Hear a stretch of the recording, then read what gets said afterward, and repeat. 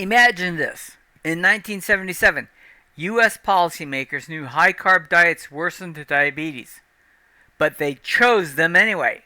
Why? Not because of science, but because a 19th century religious vision about a Garden of Eden diet shaped the rules for what we all eat. This single decision rewrote global nutrition, and it wasn't based on biology. Hi everyone, my name is Marc Bates. I'm a metabolic health coach, and this is part of my question and answer series. The day ideology beat science: how religious beliefs hijacked U.S. nutrition policy. Let's get to the question. You've outlined how Adventist ideology became institutionalized through medical training and corporate partnerships. Can you walk me through a specific example of how this religious doctrine actually overrode clear metabolic health evidence in policy formation? Perhaps a moment where you can see the ideology winning out despite contradictory scientific data. Well, yeah, I can. One of the clearest, well-documented examples of religious ideology overriding metabolic science in policy formation is the suppression of low-carbohydrate, animal-based dietary therapies for diabetes and chronic disease in favor of plant-based, grain-heavy recommendations that trace directly back to Seventh-day Adventist doctrine. Here's a step-by-step look at a pivotal case. Alright, so the case is the 1977 U.S. Dietary Guidelines and their Adventist roots. Okay, so the historical context: evidence for low carb in diabetes, 1860s to 1950s, pre-insulin era. Right before we had identified insulin and had been able to separate it out, give it as a therapy. Physicians such as Dr. Elliot Joslin successfully treated type 2 diabetes with very low carbohydrate meat-based diets. This was considered medical best practice for diabetes before insulin therapy. Okay?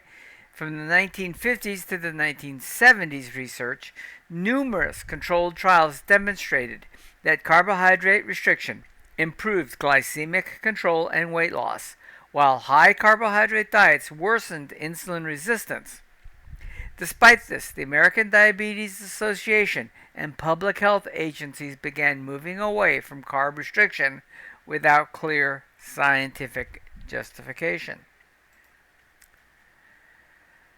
Well, then we get Adventist ideology in policy circles. So one of the key figures in all of this is Lena Francis Cooper, who was trained under John Harvey Kellogg at Battle Creek Sanitarium. She's co-founder of the American Dietetic Association in 1917. Wrote textbooks promoting vegetarian diets based on Ellen G. White's visions that meat was spiritually defiling and harmful to health.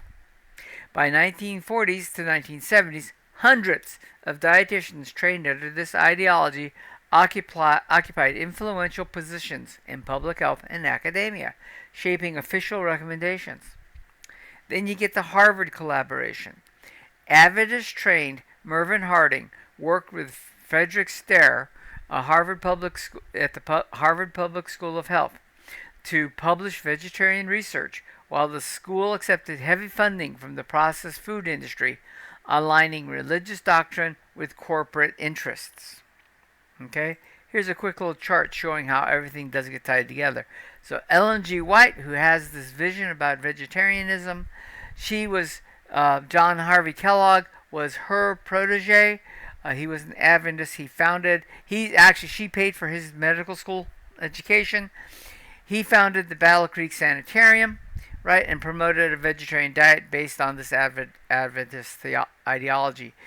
Directly under John Harvey Kellogg was Lena Cooper, who trained at the Battle Creek Sanitarium, was also an Adventist, and she was the co-founder of the American Dietetic Association, and they influenced generations of dietitians.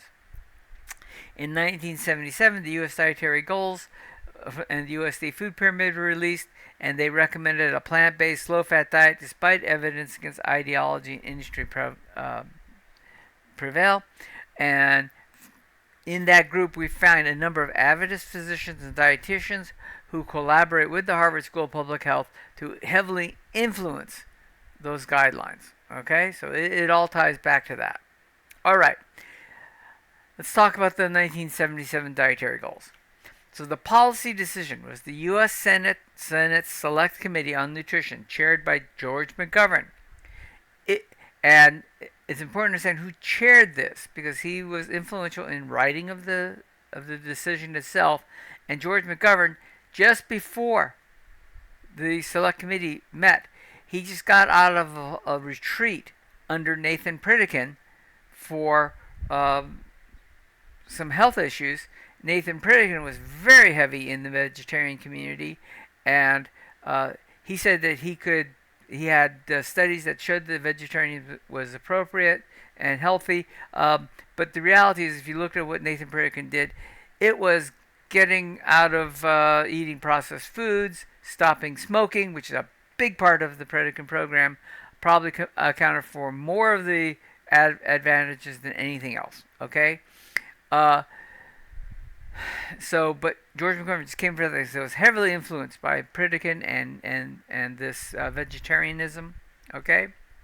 And the guy who actually wrote the guidelines worked for George McGovern, and he was, once again, very much a vegan and believed in this vegetarian lifestyle. Okay, so and he had no background in nutrition. He was a graduate from Columbia as a journalist. Okay, so what the recommendation was increase carbohydrate intake to 55 to 60% of calories, primarily from grains. Decrease meat and saturated fat. These recommendations mirrored the Adventist Garden of Eden dietary pattern: grains, fruits, nuts, and seeds, despite lacking strong metabolic science support. There was contradictory evidence, and it was ignored. By 1977, studies already showed that high-carb diets caused blood sugar spikes, worsened triglycerides, and contributed to metabolic syndrome. There was clinical experience overwhelmingly supported carbohydrate restriction for diabetes control. Nonetheless, plant-based low-fat recommendations prevailed because they are seen as morally superior and socially responsible, aligning once again with Adventist and vegetarian philosophy, not with scientific validation. Okay. Yes, and was there dissenting data? Of course there was. But it got suppressed. Dr. Atkins, Richard Bernstein, and others who advocated low-carb approaches were ridiculed as fad diet promoters, despite clinical success. The American Dietetic Association, financially tied to Kellogg's and Sanitarium, both were Adventist food companies, actively defended grains and cereals while dismissing animal-based therapies. Low-carb trials contradicting the fat is bad, carbs are good message were buried or misrepresented, as Dr. Richard Feynman documents in his book Nutrition in Crisis. Okay? The moment ideology started winning over science, with the 1977 guidelines enshrined a grain-based, low-fat, plant-focused diet, the entire U.S. population, despite known carbohydrate intolerance and diabetes, evidence that removing carbs reversed hyperglycemia and improved metabolic markers, and the lack of experimental proof that saturated fat caused heart disease, it overrode all of that. This policy choice cannot be explained by scientific evidence, but it perfectly aligns with Seventh-day Adventist religious doctrine: anti-meat, pro-grain. Combined with processed food industry interests, it transformed dietary dogma into federal policy, institutionalizing a spiritual worldview as science-based nutrition. Okay? So, if you have questions on this one, thanks for watching. If you have questions, leave me comments here, or things you want me to follow up on. This is a community. We're here to try to help each other learn more. If there's something you want me to follow up on, or you want me to do a series on something else, let me know that as well. And if you haven't done so, please like, subscribe, and share this video with somebody who might need it. You'll help a lot of people, and it helps the channel. Thank you very much.